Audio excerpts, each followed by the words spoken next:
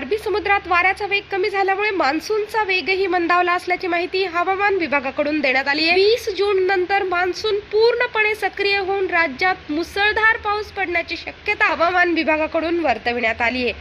आज विविध ठिकाणी वादळी वाऱ्यासह पावसाचा इशारा देण्यात आला आहे। 17 आणि 18 जूनला मुंबई, पुण्यासह अनेक शहरांमध्ये अतिवृष्टीचा इशारा देण्यात आलेला आहे। काही भागात येलो अलर्ट जारी करण्यात आला आहे। मुसळधार पावसाबरोबर वादळी वारे वाहतील असा इशाराही हवामान विभागाकडून देण्यात आला आहे। मुंबई, पुणे, पालघर, ठाणे, रत्नागिरी, रायगड, सिंधुदुर्ग जिल्ह्यात मुसळधार पावसाचा इशारा देण्यात आला आहे, तर पश्चिम महाराष्ट्रातील सातारा, सांगली, सोलापूर, कोल्हापूर या भागात मेघगर्जनेसह पाऊस पडण्याची शक्यता विभागाकडून वर्तवण्यात आली आहे। येत्या 4 ते 5 दिवसात मान्सून संपूर्ण राज्यात दाखल होईल असा अंदाज हवामान विभागाकडून वर्तवण्यात आला आहे। असं असलं तरी गेल्या 2 दिवसापासून राज्यात पावसाचा वेग कमी झाला आहे। विदर्भ आणि मराठवाड्यातील काही जिल्ह्यांमध्ये अद्यापही पावसाची प्रतीक्षा कायम आहे।